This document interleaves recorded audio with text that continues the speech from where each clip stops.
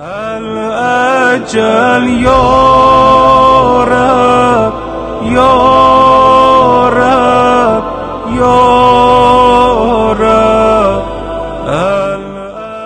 आठवें इमाम यूनुल अखबार और रज़ा के अंदर जो है वो इमाम खुद इमाम के बारे में बता रहे हैं। इमाम कहते किसे हैं?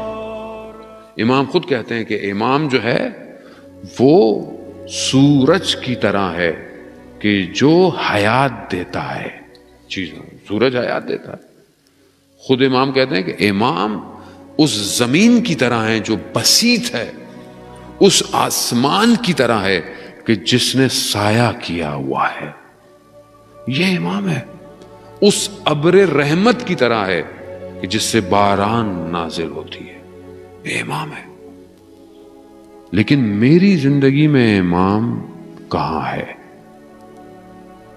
उस्ताद दानिशमंद का वो मशहूर बयान आपने सुना होगा, उर्दू में भी उसको डब किया गया था कि एक जवान अपने घर में था, उसने देखा कि बेल बजी, उसने देखा कौन है, कहा मेहदी हूं, कहा इमाम,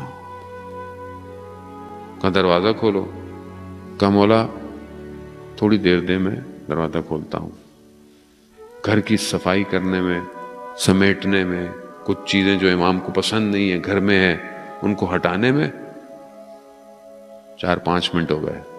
जैसे ही दरवाजे पे पहुंचा, देखा इमाम गली के कोने पर, आंखों में आंसू, खुदा की बारगाह में कि परवरदिगार मैंने सारे दरवाजे खटखटाए, कोई तैयार नहीं है।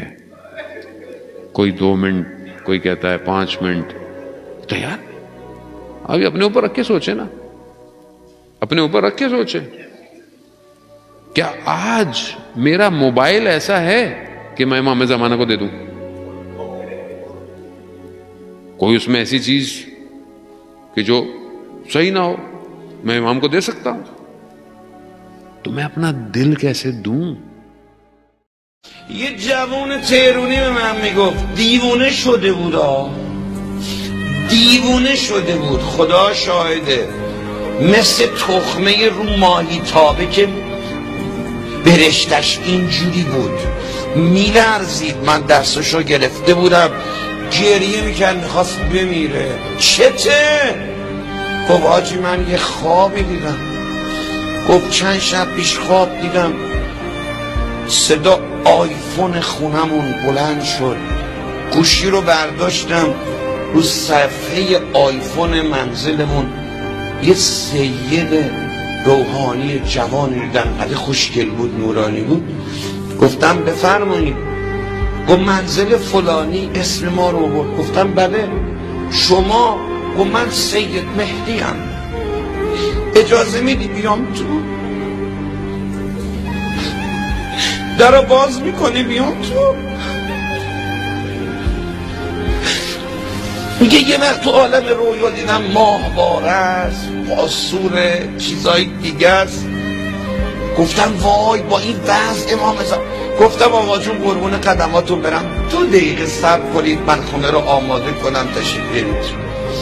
گوشی رو گذاشتم و خونه رو هرچی دستم بود که میدونستم مهدی پسند نیست، همه رو جمع کردم ریختم توی انباری تو زیر زمینی جایی، دویدم دم در خونه، دیدم آقا نیست، از کوچه ما داره میره بیرون، آماده باشید. میگه توی این همه کوچه که داشت آقا میرفت بیرون یه نگاه به من کرد، میگفت اشکای چشم مهدی رو دیدم، یه نگاه به من کرد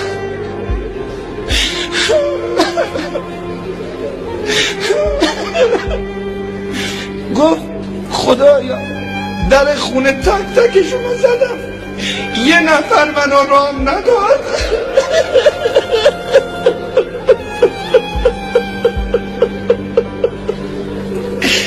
همه گفتن 2 دقیقه صبر کن.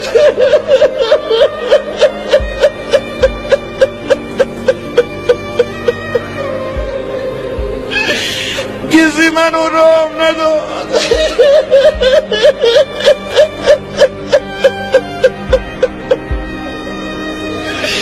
آقا قربونت بدم.